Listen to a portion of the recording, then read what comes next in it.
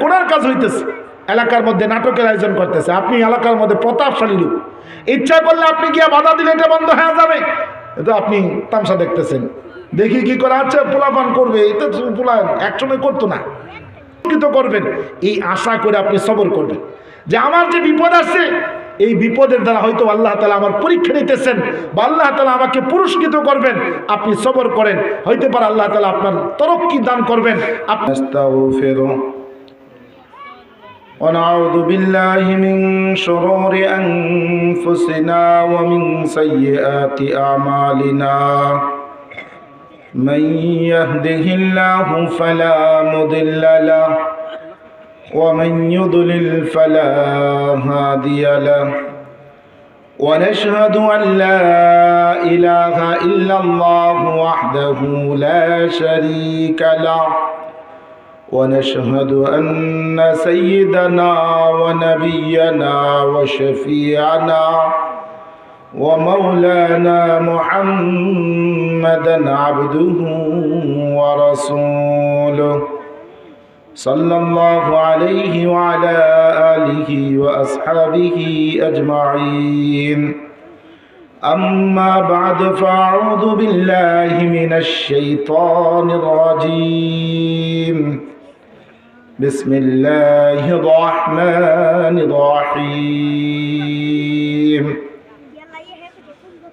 أقم الصلاة وأمر بالمعروف وانه عن المنكر واصبر على ما أصابك إن ذلك من عزم الأمور وقال النبي صلى الله عليه وسلم الصلاة عماد الدين فمن أقامها أقام الدين ومن هدمها هدم الدين أو كما قال عليه الصلاة والسلام صدق الله العظيم وصدق رسوله النبي الكريم ونحن على ذلك من الشاهدين والشاكرين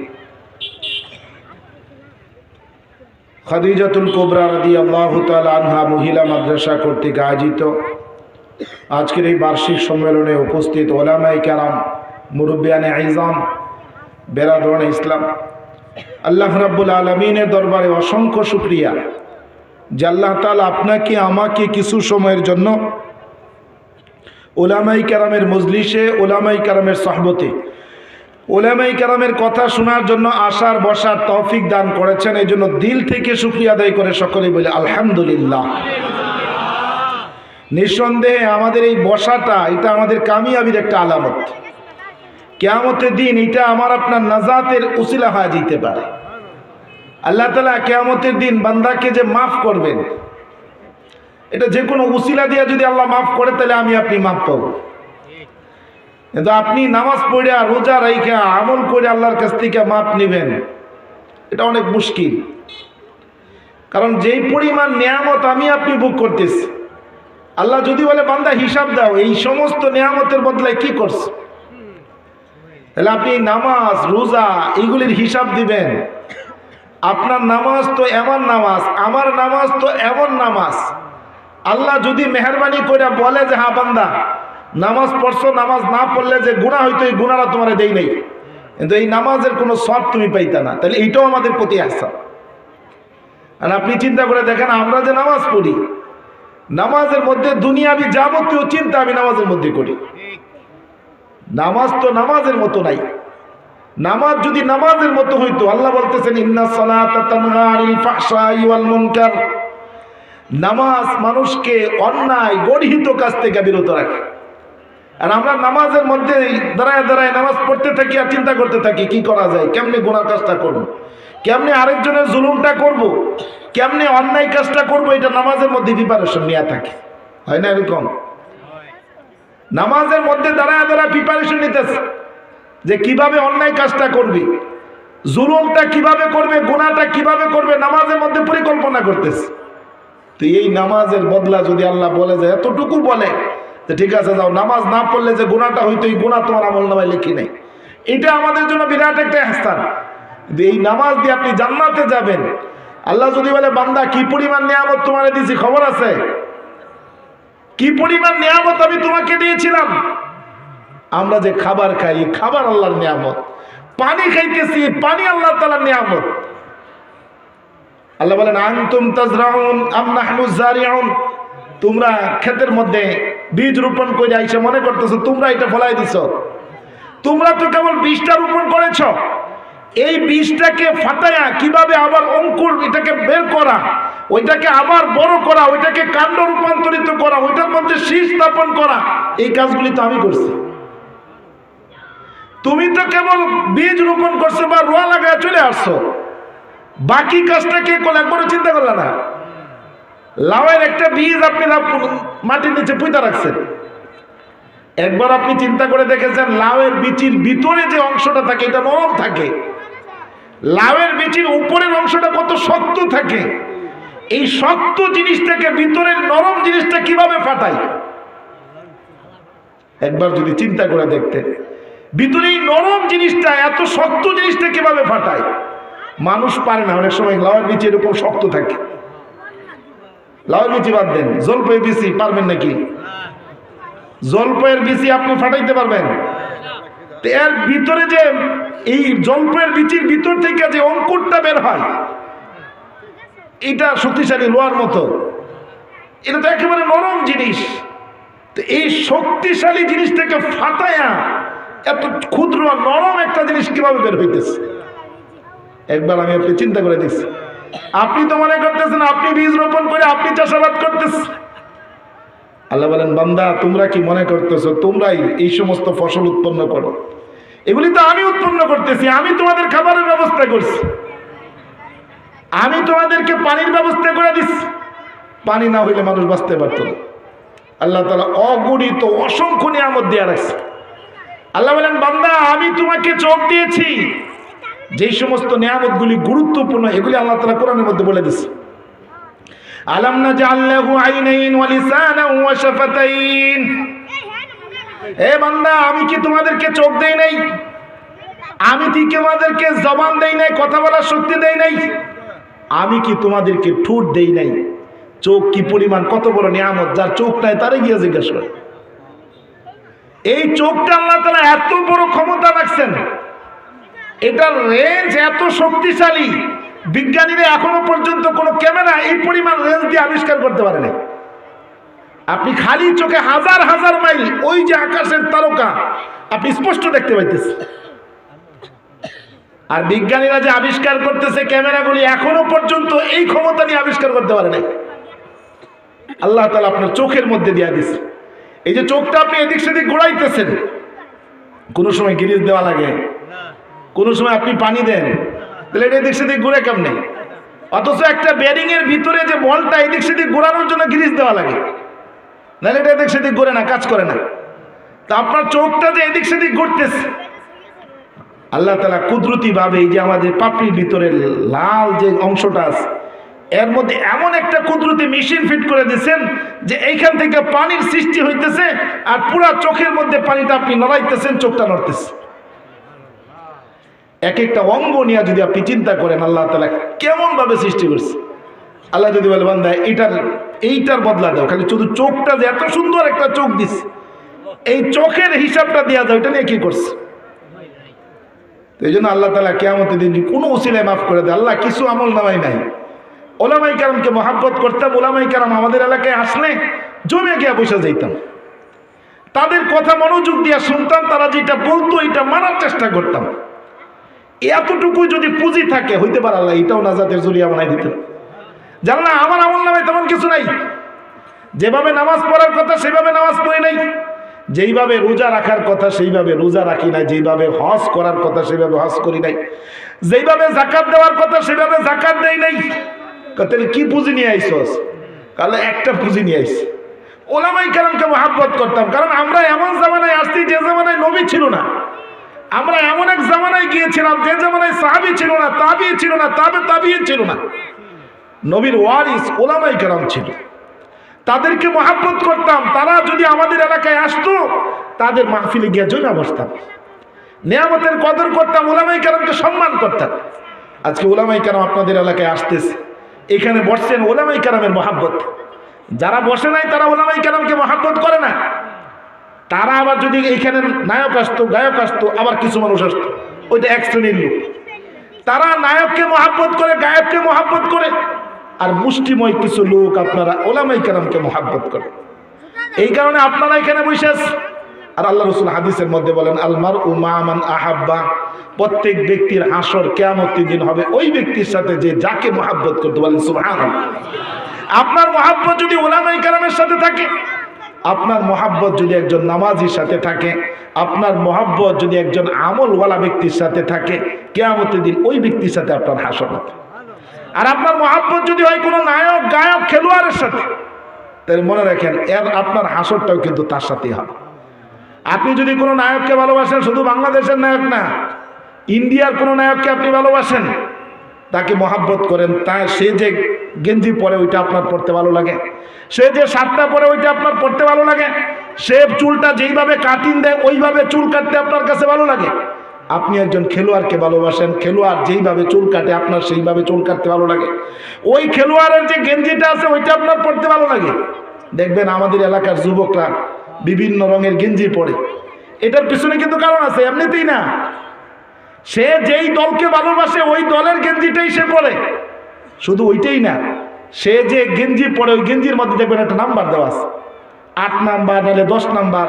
এই যে নাম্বারগুলি দেওয়া আছে না, এই নাম্বারগুলি যে কোনো একটা খেলোয়াড়ের দিকে চিহ্নিত করে। কারণ এক একজন খেলোয়াড়ের নির্দিষ্ট একটা নাম্বার আছে। আপনি যদি দেখেন আপনার ছেলে কোনো একটা গেঞ্জি পরছে, গেঞ্জির মধ্যে একটা নাম্বার আছে, খুঁজ নিয়ে দেখেন সে একটা খেলোয়াড়কে মহাব্বত করে। ওই খেলোয়াড়ের গেঞ্জিটা পরতে তার ভালো লাগে, ওই খেলোয়াড় যেইভাবে চুল কাটছে ওইভাবে চুল কাটতে তার ভালো লাগে। আল্লাহ রাসূল পরিষ্কার বলে দিতেছেন, আল মারউ মা মান আহাব্বা। অসুবিধা নাই, আল্লাহ তাআলা দুনিয়াতে তোমাদেরকে ইখতিয়ার দিয়েছে। দুনিয়া একটা পরীক্ষার কেন্দ্র, এখানে মানুষ ভালো লাগলেও অসুবিধা নাই। তাদের জন্য আল্লাহ পাক ইখতিয়ার দিয়েছেন, বান্দা তুমি নেক আমল করবা, অসুবিধা নাই। তুমি গুনার কাজ করবা, তাতেও কোনো অসুবিধা নাই। দুনিয়াতে তোমাকে নিয়ামত দেওয়া হবে, কিন্তু আখিরাতে এটার হিসাব দিতে হবে, নিয়ামত পেয়ে কি করছো। এই জন্য মুহতারাম হাজিরিন, আজকের এই মাহফিলটা আমাদের জন্য একটা নিয়ামত। ওলামায়ে কেরাম গুরুত্বপূর্ণ আলোচনা করবেন। আমি আপনাদের সামনে যে আলোচনাটা করার ইচ্ছা করেছি, ছোট্ট একটা আয়াতে কারিমা আপনাদের সামনে পড়েছি। এই আয়াতের মধ্যে হযরত লুকমান হাকিম আলাইহিস সালাতু ওয়াস সালাম, যদি উনি নবী ছিলেন না, অনেক বড় জ্ঞানী ছিলেন। ওলামায়ে কেরাম বলেন যে তিনি অনেক বড় জ্ঞানী একজন মানুষ ছিলেন। তিনি তার নিজের ছেলেকে নসিহত করতেছেন, ইয়া বুনাইয়া কিমিস সালাত। 4টা নসিহত তিনি তার ছেলেকে করতেছেন। তুমি যদি এই 4টা নসিহত সঠিকভাবে পালন করো, আল্লাহ তাআলা তোমার প্রতি খুশি হয়ে যাবেন। সুবহানাল্লাহ। তো যেটা লুকমান হাকিম তার ছেলেকে করেছিলেন, এটা আমাদের জন্য প্রযোজ্য। এই কারণে আল্লাহ তাআলা এই অংশটা কোরআনের মধ্যে নিয়ে আসেন। হযরত লুকমান হাকিম তার ছেলেকে বলতেছেন, ইয়া বুনাইয়া আকিমিস সালাত। হে বৎস, তোমার উপর 1 নাম্বার কাজ হচ্ছে নামাজ পড়া। বলেন সুবহানাল্লাহ। দৈনিক তোমার উপর 5 ওয়াক্ত নামাজ। আল্লাহ রাসূল হাদিসের মধ্যে বলেন, হুযায়ফা, যদি ইচ্ছাকৃতভাবে তোমার একটা ওয়াক্ত নামাজ ছুটে যায়, তাহলে মনে রাখো তোমার থেকে আল্লাহ তাআলার জিম্মাদারি শেষ। তোমার ব্যাপারে আল্লাহ তাআলার কোনো জিম্মাদারি নেই। আর আল্লাহর জিম্মাদারি যদি কারো উপর না থাকে, ওই বান্দা কেমনে দুনিয়াতে চলবে আর কেমনে আখিরাতে চলবে। হাদিসের মধ্যে আছে, আল্লাহ রাসূল বলেন, আস-সালাতু ইমাদুদ্দিন, ফামান আকামাহা আকামাদ্দিন ওয়া মান হাদামাহা হাদামাদ্দিন। নামাজ দ্বীনের খুঁটি।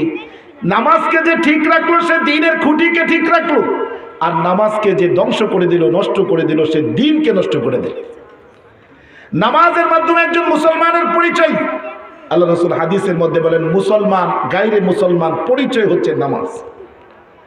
সাহাবায়ে কেরামকে আল্লাহ রাসূল বলে দিতেন, তোমরা যে যুদ্ধে যাইবা, ওইখানে গিয়ে অপেক্ষা করে দেখবা যে ওই এলাকার মধ্যে আজান হয় কিনা। যদি আজান হয়, বোঝা গেল এই এলাকাতে মুসলমান আছে, নামাজ হয়, তাহলে ওইখানে হামলা করা যাবে না। আর যদি আজান না হয়, বুঝলা এখানে মুসলমান নাই, তাহলে এদেরকে সরাসরি তোমরা গিয়ে এদেরকে লড়াইয়ের জন্য, যুদ্ধের জন্য আমন্ত্রণ জানা। তাহলে নামাজ পড়া না পড়া এটা মুসলমান গায়রে মুসলমানের পরিচয়। আজকে আমাদের হালতটা এমন পর্যায়ে চলে গেছে, আমরা কিছু মানুষ যারা বয়স্ক মানুষ, এরা নামাজ পড়ি। যুবকদের মধ্যেও পড়ে, একেবারে পড়ে না যেমন না, কিছু অল্প সংখ্যক মানুষ নামাজ পড়তেছে। শতকরা মুসলমান 10% নামাজ পড়ে না, বাকি 90-এর চাইতে বেশি পার্সেন্ট লোক, 100-র মধ্যে 90-এর অধিক সংখ্যক লোক নামাজ পড়তেছে। এরপরে সে মুসলমান দাবিদার। অথচ আল্লাহ রাসূল বলতেছেন মুসলমান গাইরে মুসলমানের মধ্যে পার্থক্য হচ্ছে নামাজ। মুসলমান নামাজ পড়বে, গাইরে মুসলমান তারা নামাজ পড়বে না। এই একটাই মাত্র মুসলমানের পরিচয়। এখন আমরাও মুসলমান, নামাজ পড়ি না। নামাজ তো পড়ি না, শুক্রবারের নামাজও পড়ি না, ঈদের নামাজও পড়ি না। এরপরেও আপনি তারে জিজ্ঞাসা করবেন এবার তুমি মুসলমান? না, মুসলমান, পাক্কা মুসলমান, ইমান আছে। কত ইমান আছে তো নামাজ পড়িস না কেন? নামাজ না পড়লে কি হবে, ইমান আছে। অথচ আল্লাহ রাসূল হাদিসের মধ্যে বলেন যারা সকাল সন্ধ্যা মসজিদে যাওয়া আসা করে তারা যে ইমানদার, এই ব্যাপারে তোমরা সাক্ষী থাকো। বলেন সুবহানাল্লাহ। যারা মসজিদে যাওয়া আসা করে এদের ইমানদারের ব্যাপারে তোমরা সাক্ষী থাকো। আর আল্লাহ স্বয়ং কোরআনে কারীমের মধ্যে বলেন ইন্নামা ইয়ামুরু মাসাজিদাল্লাহি মান আমানা বিল্লাহি ওয়াল ইয়াউমিল আখির, নিশ্চয়ই মসজিদ আবাদ, নামাজের মাধ্যমে মসজিদ আবাদ তারাই করে যারা আল্লাহর প্রতি বিশ্বাস রাখে, যারা আখিরাতের প্রতি বিশ্বাস রাখে। আল্লাহ বলতেছেন মসজিদ আবাদ যারা করে তারা ইমানদার। আর আমরা সমাজে নামাজ না পড়লেও কই আমরাও ইমানদার। আল্লাহ বলেন যারা মসজিদ আবাদ করে নামাজ পড়ে তারা ইমানদার। আর আমরা বলতেছি না, আমার বাবা যেহেতু মুসলমান ছিল, আমার নামের শুরুতে মুহাম্মদ আছে, এই জন্য আমি মুসলমান, আমি ইমানদার। আল্লাহ বলেন আরে নামের শুরুতে মুসলমান মুহাম্মদ থাকলে মুসলমান হয় না। মুসলমানের 1 নাম্বার পরিচয় হচ্ছে সে মসজিদ আবাদ করবে, সে নামাজে যাবে, সকাল সন্ধ্যা মসজিদে যাওয়া আসা করবে। আর যে নামাজ পড়ে না সে কখনো মুসলমান দাবি করতে পারবে না। এই জন্য আমার আপনার 1 নাম্বার কাজ হচ্ছে নামাজে গুরুত্ব দেওয়া। আপনি ইচ্ছাকৃতভাবে যদি নামাজ ছেড়ে দেন ইসলামে আপনার কোনো অংশই থাকবে না। তো এটা 1 নাম্বার নসিহত লুকমান আলাইহিস সালাতু ওয়াস সালাম তার ছেলেকে করতেছে। 2 নাম্বার নসিহত ওয়া'মুর বিল মারুফ, সৎ কাজে আদেশ দাও। বলেন সুবহানাল্লাহ। সৎ কাজে আদেশ দিবা, মানুষকে ভালো কাজের দিকে উদ্বুদ্ধ করবা, এটা প্রত্যেকেরই দায়িত্ব, আমারও দায়িত্ব, আপনারও দায়িত্ব। অনেকে মনে করবেন হুজুর এটা তো হুজুরদের দায়িত্ব। মানুষকে সৎ কাজের আদেশ দেওয়া, নামাজের দিকে ডাকা, এটা হুজুরদের দায়িত্ব না। আল্লাহ তাআলা কোরআনের মধ্যে বলতেছেন পয়গম্বর আপনি বলেন কুল হাদিহি সাবিলি আদউ ইলাল্লাহ আলা বাসীরাতিন আনা ওয়া মান ইত্তাবিআ। পয়গম্বর আপনি ঘোষণা দেন আমার মিশন হচ্ছে এটা, আমি মানুষকে আল্লাহর দিকে আহ্বান করি, মানুষকে আমি সৎ কাজের দিকে আহ্বান করি, এটা আমিও করি আর আমার যারা অনুসারী তারাও করে। বলেন সুবহানাল্লাহ। এই কাজটা আল্লাহ তাআলা পয়গম্বরকে দিয়া বলাইতেছেন। নবী আপনি বলে দেন, আপনি যেহেতু উম্মতের নবী আপনি বলে দেন। এলাকার মধ্যে দেখবেন অনেক সময় দরবার হইলে একটা সিদ্ধান্ত হয়, সিদ্ধান্ত হওয়ার পরে কয় মেম্বার তুমি কয় শোনায় দাও কি সিদ্ধান্ত হইল, হয় না এরকম? সিদ্ধান্ত তো সবাই মিলে নিছে, কিন্তু মেম্বারকে বলে মেম্বার তোমার এলাকা যেহেতু তুমি এটা পড়ে শোনায় দাও। আল্লাহ বলতেছেন পয়গম্বর সিদ্ধান্ত তো আমি নিয়েছি, তুমি আপনি ঘোষণা করে শোনায় দেন। বলেন না সুবহানাল্লাহ। কিন্তু এখানে আরেকটা সূক্ষ্ম হিকমত আছে। আল্লাহ আরো বলতেছেন কুল হাদিহি সাবিলি আদউ ইলাল্লাহ, আপনি এটা গর্বের সাথে পরিচয় দিবেন যে আমার এই কাজটা, এটা গর্বের সাথে বলবেন। এখানে হাদিসের শব্দগত একটা তাহকিক আছে। শুরুতে একটা শব্দ ব্যবহার করা হচ্ছে হাদিহি, এটাকে আরবিতে বলা হয় ইসমে ইশারা, বাংলায় বলা হয় ইঙ্গিত সূচক শব্দ। ইঙ্গিত সূচক শব্দ বলতে এইটা সেইটা আমরা বলি না, এটা একটা বেলুন, এই যে এইটা বলতেছি এটা ইঙ্গিত সূচক শব্দ। আরবিতে এটা হাদা হাদিহি যালিকা তিলকা। গ্রামারের নিয়ম হচ্ছে যেই জায়গায় ইঙ্গিত সূচক শব্দ ব্যবহার না কইরা ভাষা প্রকাশ করা যায় না, ওই জায়গায় ইঙ্গিত সূচক শব্দ ব্যবহার করতে হবে। যেমন মনে করেন একটা জিনিস আমি জানি না এটার নাম কি, আমি জিজ্ঞাসা করলাম মা হাজা এটা কি, আমি এটা বলতে পারি, আমি এটা দেখায় বলতে পারি এই যে একটা জিনিস, আর এটার নাম আমি জানি না, এই জন্য এটার দিকে আমি ইঙ্গিত সূচক শব্দ ব্যবহার করি। বুঝেন এখানে গ্রামারের একটা সূক্ষ্ম হিকমত আছে। তো আল্লাহ তাআলা এই আয়াতের মধ্যে হাদিহি শব্দটা যেটা ব্যবহার করেছেন এটা এখানে ব্যবহার না করলেও অর্থ বোঝা যায়। আল্লাহ যদি বলতেন কুল সাবিলি আদউ ইলাল্লাহ, পয়গম্বর আপনি ঘোষণা দেন আমার মিশন এইটা, আমি মানুষকে আল্লাহর দিকে আহ্বান করব, অর্থের মধ্যে কোনো পরিবর্তন নেই, অর্থ পরিষ্কার বুঝে আসে। তাহলে গ্রামারের নিয়ম হচ্ছে যেখানে অর্থ প্রকাশ করতে অসুবিধা হয় ওইখানে ইসমে ইশারা ব্যবহার করা লাগবে, কিন্তু যেখানে অর্থ বোঝাইতে অসুবিধা হয় না ওইখানে এই ইঙ্গিত সূচক ব্যবহার করা যাবে না। এটা গ্রামারের ত্রুটি, কিন্তু আল্লাহ ব্যবহার করছে। তাহলে বোঝা গেল কোরআনের মধ্যে ভুল আছে নাকি? কোরআনের মধ্যে তো কোনো ভুল নেই। আল্লাহ বলতেছেন যালিকাল কিতাব লা রাইবা ফি, এমন একটা কিতাব আমি দুনিয়াতে নাজিল করছি, এটার মধ্যে কোনো ভুল সন্দেহ নেই। তাহলে এইখানে গ্রামারের নিয়ম বহির্ভূত আল্লাহ ইঙ্গিত সূচক শব্দ কেন আনলেন? আরেকটা নীতি আছে, গ্রামারের মধ্যে যদি ইঙ্গিত সূচক শব্দ যেখানে প্রয়োজন নাই ওইখানে যদি আনা হয় তাহলে বুঝতে হবে অন্য কোনো কারণে আনছে। ওই কারণগুলির মধ্যে একটা কারণ হচ্ছে ফখর, বরত্ব বোঝানোর জন্য আনা হয়। আল্লাহ তাআলা নিজের বরত্ব বোঝানোর জন্য, কিতাবের বরত্ব বোঝানোর জন্য আল্লাহ তাআলা অনেক সময় এই শব্দ ব্যবহার করেন, যেমন যালিকাল কিতাব, এই যে কিতাব, এইখানে আল্লাহ তাআলা বলতেছেন পয়গম্বর আপনি গর্বের সাথে বলেন আমি মানুষকে আল্লাহর দিকে আহ্বান করব। কারণ অনেক সময় আপনার একটা জিনিস আছে যেটা ভালো লাগে, ওইটা আপনি গর্বের সাথে বলেন। যেমন মনে করেন আপনার যদি কোনো আত্মীয় স্বজন ডাক্তার হয়, ইঞ্জিনিয়ার হয়, তাহলে দেখবেন এটার পরিচয় আপনি খুব গর্বের সাথে দিতেছেন। আর জানো বেড়া আমার মামাতো ভাই যে একটা ডাক্তার হয়ে গেছে, ময়মনসিংহ মেডিকেলের ডাক্তার, কিন্তু আপনার খালাতো ভাই একটা নেশাখোর হয়েছে, এটার খবরই নেই আপনার। এই আলোচনাটা আপনি কখনো করবেন না। কারণ কি, যেটা গর্বের বিষয় এইটা করতে মজা লাগে, বিষয় না এরকম না। যেই বিষয়টা গর্বের বিষয় ওই আলোচনাটা করতে মজা লাগে। এই জন্য দেখবেন তার চাচাতো ভাইয়ের মামাতো ভাই, নিজের মামাতো ভাই না, তার চাচাতো ভাইয়ের মামাতো ভাই, সে কোনো বড় অফিসার, চায়ের দোকানে খাইতে পারছে বেড়া, জানো বেড়া এটা আমার মামাতো ভাই, তার মামাতো ভাই না, তার চাচাতো ভাইয়ের মামাতো ভাই। ওইটা সে পরিচয় দেওয়ার সময় বলতেছে যে আমার মামাতো ভাই। কিছু মানুষ আছে এরকম, যদি কেউ দেখে যে ভালো মানুষ তাহলে পরিচয়টা এইভাবে দেয়। আমার এক দুলাভাই আছে, এ চাচাতো দুলাভাই, হ্যাঁ মনে করেন বড় মজলিসে গিয়া কইব জানো কে, আমার শালা। চিন্তা করতেন হ্যাঁ পরিচয় দিব, আমি কমিয়া আপনার শালা, আমি ঠিকই তো আছে, অসুবিধা নেই। আপনার পরিচয় এই বড় মজলিসে গিয়া এত বড় বড় যত জায়গায় দেখুন দাদা আসছে বলে বলে যে আমি তার শালা লাগি। তো এটা মানে এই বিষয়টা মানুষের স্বভাবগত বিষয়। ভালো পরিচয়টা সে খুব গর্বের সাথে দেয়, কিন্তু আবার আত্মীয় স্বজন কেউ নেশাখোর, বদমাইশ, এলাকার মধ্যে কলঙ্কিত ব্যক্তি, এটার পরিচয় দিবে না। আপন ভাইও যদি হয় ওইটার পরিচয় দেয় না। আল্লাহ বলতেছেন পয়গম্বর এটা এরকম কোনো বিষয় না, এটা গর্বের বিষয়, গর্বের সাথে আপনাকে বলতে হবে। আপনার কাজ হচ্ছে আপনি মানুষকে আল্লাহর দিকে আহ্বান করবেন। আপনার ছেলে নামাজ পড়ে না, তাকে নামাজের দিকে আহ্বান করবেন। আপনার বিবি নামাজ পড়ে না, তাকে নামাজের দিকে আহ্বান করবেন। এলাকার মানুষ নামাজ পড়ে না, তাকে আপনি নামাজের দিকে আহ্বান করবেন। আপনি একজনের সাথে চলাফেরা করেন, বন্ধু আপনার, তাকেও আপনি নামাজের দিকে আহ্বান করবেন। কারণ বন্ধুর পরিচয় হচ্ছে বন্ধুকে বিপদ থেকে উদ্ধার করে। প্রকৃত বন্ধুর পরিচয় তো এইটা। আপনি একজন মানুষকে ভালোবাসেন, মহাব্বত করেন, তার সাথে আপনার বন্ধুত্ব, তাহলে এটার পরিচয় হচ্ছে আপনি তার বিপদ থেকে উদ্ধার করবেন। আর সবচাইতে বড় বিপদ তো এইটা, সে জাহান্নামী হয়ে যাইতেছে। আপনার বন্ধু, আপনার হিতাকাঙ্ক্ষী, আপনার ভাই, আপনার পরিবার পরিজন, সে জাহান্নামের পথে চলে যাইতেছে। সত্যিকারের যদি আপনি তার কল্যাণ কামনা করেন তাহলে বুঝান। আসো ভাই নামাজে যাই, নামাজ না পড়লে চলবে না। ভাই তুমি যে গুনার কাজ করতেছো এই গুনাহ তুমি ছেড়ে দাও।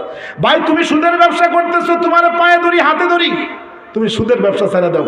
ভাই আল্লাহ তোমার মালের মধ্যে বরকত দিবে। এইভাবে যদি আপনি তার হাতে পায়ে ধইরা বুঝান, এটা আপনার কাজ। এই জন্য লোকমান হাকিম তার ছেলেকে বলতেছে ওয়া'মুর বিল মারুফ ওয়ানহা আনিল মুনকার। এবং কেউ যদি গুনার কাজ করে এলাকার মধ্যে, তার এই গুনার কাজে বাধা দেওয়া লাগবে, নিষেধ করা লাগবে। ছেলে যদি অন্যায় কাজ করে, অপরাধ করে, বাধা দেওয়া লাগবে। মেয়ে অন্যায় অপরাধের কাজ করতেছে, বাধা দেওয়া লাগবে। নিজের ভাই বোন অন্যায় অপরাধের কাজ করতেছে, বাধা দেওয়া লাগবে। আল্লাহ রাসূল হাদিসের মধ্যে বলেন মান রাআ মিনকুমুল মুনকারা ফালইউগাইয়িরহু বিয়াদিহি। তোমাদের মধ্যে কেউ যদি অন্যায় কাজ দেখে, তাহলে তার এক নাম্বার ঈমানের পরিচয় হচ্ছে এটা হাত দ্বারা শক্তি দিয়ে বাধা থাকার ক্ষমতা থাকলে বাধা দিবে। বলেন না সুবহানাল্লাহ।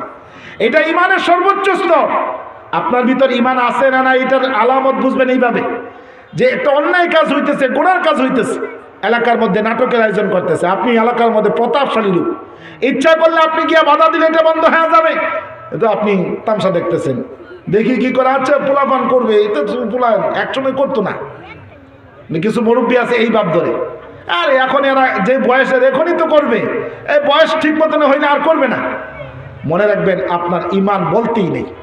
আর আল্লাহ রাসূল হাদিসের মধ্যে বলতেছেন মান রাআ মিনকুমুল মুনকারা ফালইউগাইয়িরহু বিয়াদিহি। যার ক্ষমতা আছে প্রতিহত করার, সে অন্যায় কাজ প্রতিহত করবে। যার এই ক্ষমতা নাই অন্যায় কাজ প্রতিহত করার, সমাজের মধ্যে তার অতটা শক্তিশালী না, জনপ্রিয় না, কিন্তু মুখ দিয়ে বলার ক্ষমতা আছে। ইচ্ছা করলে সে বলতে পারে গিয়া ভাই তুমি যে গুনার কাজ করতেছো এটা গুনার কাজ, করো না এটা। এরপরে সে মারুক বা না মারুক, আপনি গিয়ে তার হাতে ধরেন, পায়ে ধরেন, ভাই তোমার হাতে ধরি, পায়ে ধরি, আমি তোমার কল্যাণ চাই, আমি তোমার হিতাকাঙ্ক্ষী, তুমি যে নাটকের আয়োজন করতেছো, তুমি যে গানের আয়োজন করতেছো, এটা অন্যায়, এটা অপরাধ, ভাই তুমি এটা করো না, ভাই তুমি এটা থেকে বিরত থাকো, এটা আপনার বোঝানোর দায়িত্ব। কিন্তু আপনি তো এটাও একবার গিয়া বুঝান না, তার সাথে আপনি চলাফেরা করতেছেন, কোনো সময় আপনি বুঝান না। আল্লাহ রাসূল বলতেছেন, মান রাআ মিনকুমুল মুনকারা ফালিয়ুগাইয়িরহু বিয়াদিহি ফাইন লাম ইয়াস্তাতি ফাবিলিসানিহি ফাইন লাম ইয়াস্তাতি ফাবিকলবিহি ওয়া হুয়া আযআফুল ঈমান।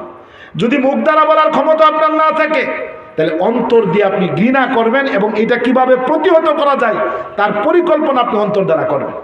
এইভাবে যদি আপনি করতে পারেন, ঈমানের আলামত পাওয়া যাবে। এই জন্য লুকমান হাকিম তার ছেলেকে বলতেছেন, 1 নাম্বার নসিহত ছিল বৎস আকিমিস সালাত, নামাজ কায়েম করো। 2 নাম্বার নসিহত ছিল ওয়ামুর বিল মারুফ, সৎ কাজে ভালো কাজে মানুষকে আদেশ করো। ওয়ানহা আনিল মুনকার, গুনার কাজে, অপরাধের কাজে, অন্যায় অপরাধমূলক কাজে মানুষকে বাধা দাও, তাদেরকে নিষেধ করো। 4 নাম্বার নসিহত লুকমান হাকিম তার ছেলেকে বলতেছেন, ওয়াসবির আলা মা আসাবাক, তোমার যেই বিপদ মুসিবত তোমার কাছে আসছে এটার উপর সবর করো। এটা ইমানের সর্বোচ্চ স্তর। তোমার উপর যে মুসিবত আসছে, বিপদ আসছে, হাহুতাশ না করা। আল্লাহ আর কেউ দেখে না, আল্লাহ আমারই দেখলো। আল্লাহ বিপদ শুধু আমাকেই দেখে, আর কাউকে দেখে না। এবং হাহুতাশ না করা, বরং মনে রাখবেন যে বিপদ আপনার কাছে আসছে এটা ভুলে অন্য কারোর কাছে যাওয়ার কোনো সুবিধা ছিল না। যে বিপদ আপনার কাছে আসছে এটা আপনার জন্য নির্ধারিত লেখাই ছিল। আপনি দুনিয়াতে জন্ম নেওয়ার আরো 50,000 বছর পূর্বে আল্লাহ তাআলা তকদির লেখা রাখছেন, মানুষের তকদির লিপিবদ্ধ করেছেন আসমান জমিন সৃষ্টির 50,000 বছর পূর্বে। তো আপনি কি করবেন, কোথায় কোন বিপদে পারবেন, এটা আল্লাহ তাআলা তকদিরে ফয়সালা করা। অনেকে আমরা বলি, হাই হাই যদি আজকে ত্রিশাল না যাইতো তাহলে গাড়ি অ্যাক্সিডেন্ট হয়ে তাহলে এরকম বিপদে পড়তো না। আরে তার যেখানে বিপদ লেখা আছে ওইখানে তো আল্লাহ তাআলা নিবেই। হাদিসের মধ্যে আছে, আল্লাহ রাসূল সাল্লাল্লাহু আলাইহি ওয়াসাল্লাম বলেন, কোনো ব্যক্তির মৃত্যু যদি কোনো এলাকায় নির্ধারিত করে রাখা হয়, ওই ব্যক্তিকে আল্লাহ তাআলা কোনো না কোনোভাবে ওইখানে পৌঁছে দেবে। আপনার মৃত্যু যদি সৌদি আরবে লেখা থাকে, তাহলে দেখবেন যে আপনার সৌদি আরব যাওয়ার লেগে মন পাগল হয়ে যাইতেছে। আপনি দুনিয়ার কোনো ব্যবসার মধ্যে মনোযোগ হবে না, একটাই জিদ ধরে বসে আছেন, আমি সৌদি যাবই। মা বাবা নিষেধ করতেছে, পরিবার পরিজন নিষেধ করতেছে, কিন্তু না আমি সৌদি আরব যাবই। কেন যাবে? কারণ ওইখানে তার মৃত্যু, মালাকুল মউত ওইখানে লিখে রাখছে, ওইখানেই মৃত্যুর ফেরেশতা তার সাথে দেখা হবে। এই জন্য লুকমান হাকিম বলতেছেন, ওয়াসবির আলা মা আসাবাক, যেই বিপদ মুসিবত তোমার উপর আসে এইটার জন্য কোনো হাহুতাশ করো না, ধৈর্য ধারণ করো, সবর করো। আর সবরটাই হচ্ছে ইমানের সর্বশ্রেষ্ঠ। আল্লাহ রসুলকে এক সাহাবী জিজ্ঞাসা করলেন, ইয়া রাসূলুল্লাহ মাল ঈমান, ঈমান কি জিনিস? আল্লাহ রসুল বলেন, আস-সাবরু ওয়াস-সামাহা, ঈমান হচ্ছে সবর করা এবং ক্ষমা করে দেওয়া। ঈমানের আলামত বলতেছেন আল্লাহ রসুল। ঈমানের পরিচয় জিজ্ঞাসা করছে, ঈমান কি জিনিস? ইয়া রাসূলুল্লাহ মাল ঈমান, ঈমান হচ্ছে আস-সাবরু ওয়াস-সামাহাতু, সবর করা এবং মাফ করে দেওয়া। কেউ যদি আমার উপর অপরাধ করে, গুনাহ করেছে, আমার উপর জুলুম করছে, আমি সুবিধা আছে ইচ্ছা করলে প্রতিশোধ নিতে পারি, কিন্তু আমি প্রতিশোধ না নিয়ে তারে মাফ করে দিলাম, এটা ঈমানের আলামত। এটা ঈমানের বড় একটা আলামত। আল্লাহ রসুলকে সর্বশেষ ঈমান এটা জিজ্ঞাসা করছে। ইসলামের প্রাথমিক জমানায় যখন জিবরাইল আমিন আল্লাহ রসুলকে জিজ্ঞাসা করলেন, মাল ঈমান ইয়া রাসূলুল্লাহ, ঈমান কি জিনিস? আল্লাহ রসুল তখন বলছেন, ঈমান হচ্ছে আন তুমিনু বিল্লাহ, ঈমান 1 নম্বর ঈমান হচ্ছে তুমি আল্লাহর প্রতি ঈমান আনবা, আখিরাতের প্রতি ঈমান আনবা, ফেরেশতাদের প্রতি ঈমান আনবা। তাফসীল বর্ণনা করেছেন। কিন্তু বিদায় হজ চলাকালীন সময় এক সাহাবী আল্লাহ রসুলকে প্রশ্ন করলেন, ইয়া রাসূলুল্লাহ মাল ঈমান, একই প্রশ্ন, যেই প্রশ্ন জিবরাইল আমিন করেছিলেন ইসলামের সূচনা লগ্নে। আল্লাহ রসুল তফসির বলেছেন, ঈমান হচ্ছে আল্লাহর প্রতি বিশ্বাস করা, আখিরাতের প্রতি বিশ্বাস করা, নবীদের প্রতি বিশ্বাস করা, আসমানি কিতাবের প্রতি বিশ্বাস করা, তকদিরের প্রতি বিশ্বাস করা, কিয়ামতের দিন আমাকে আবার পুনর্জীবিত করা হবে এটার প্রতি বিশ্বাস করা। কিন্তু বিদায় হজের ভাষণে আল্লাহ রসুল যখন আবার আল্লাহ রসুলকে জিজ্ঞাসা করলেন কোন সাহাবী, মাল ঈমান ইয়া রাসূলুল্লাহ, আল্লাহ রসুল বলেন, আস-সাবরু ওয়াস-সামাহা, ঈমান হচ্ছে সবর করা এবং ক্ষমা করে দেওয়া। এই জন্যই লুকমান হাকিম চতুর্থ নসিহত তার ছেলেকে বলতেছেন, ওয়াসবির আলা মা আসাবাক, তোমার সাথে যেই কাজ সংঘটিত হয়, যে বিপদ মুসিবতে তুমি প্রবর্তিত হও, মনে রাখবা এটা আল্লাহর ফয়সালা করা ছিল, আমার এটার উপর সবর করতে হবে। এরপরে আল্লাহ তাআলা আরো বলতেছেন, ইন্না যালিকা মিন আজমিল উমুর, এই 4টা বিষয়ের উপর চলা, এই 4টা বিষয়ের উপর আমল করা, এটা কোনো সহজ কাজ না। এই 4 বিষয়ের উপর আমল করা এটা কোনো সহজ কাজ না, বরং এটা বিরাট কঠিন কাজ। কিন্তু এই কঠিন কাজ যারা আঞ্জাম দিবে আল্লাহ তাআলা তাদের জন্য জান্নাত তৈরি করে রাখছে, তাদের জন্য আল্লাহ তাআলা জান্নাতের খুশখবরি শোনাইছেন। এই জন্য মোহতারাম হাজিরিন, এই 4টা বিষয় আমরাও সহজ বিষয়। 1 নাম্বার বিষয় নামাজ, নিয়মিত নামাজ আদায় করা। 2 নাম্বার বিষয় ভালো কাজে আদেশ দেওয়া, ভালো কাজে মানুষকে দাওয়াত দেওয়া। 3 নাম্বার বিষয় হচ্ছে অন্যায় কাজ, গুনার কাজে মানুষকে বাধা দেওয়া। নিজের আপনজনকে আগে বাধা দিব, তারপর পাড়া প্রতিবেশী তাদেরকেও বাধা দিব। 4 নাম্বার গুণ হচ্ছে আমার বিপদ আপদ মুসিবত যেখানেই আমি প্রবর্তিত হই না কেন, আল্লাহর ফাইসালা এটা, আল্লাহ তাআলা হয়তো বা এটার মধ্যে খায়ের রাখছেন, কল্যাণ রাখছেন, হয়তো আল্লাহ তাআলা এই বিপদের দ্বারা আমাকে পুরস্কৃত করবেন, এই আশা করে আপনি সবর করবেন যে আমার যে বিপদ আছে এই বিপদের দ্বারা হয়তো আল্লাহ তাআলা আমার পরীক্ষা নিতেছেন বা আল্লাহ তাআলা আমাকে পুরস্কৃত করবেন। আপনি সবর করেন, হইতে পারে আল্লাহ তাআলা আপনার তরক্কি দান করবেন, আপনার মর্যাদা বাড়াবেন। এই জন্য এই 4টা বিষয়ের উপর আমরা গুরুত্বের সাথে যদি চলতে পারি, আল্লাহ তাআলা বলতেছেন ইন্না যালিকা মিন আজমিল উমুর, নিশ্চয়ই এটা অনেক কঠিন গুরুতর একটা কাজ, কিন্তু যারা এই কাজটাকে আঞ্জাম দিবে আল্লাহ তাআলা তাদের জন্য জান্নাতের খুশখবরি শোনাইছেন। আমরা প্রত্যেকেই চেষ্টা করি, আল্লাহ তাআলা আমাদের সব ভাইকে তৌফিক দান করুক। ওয়া আলাইনা ইল্লাল বালাগ ওয়া আখিরু দাওয়ানা আলহামদুলিল্লাহি রাব্বিল আলামিন।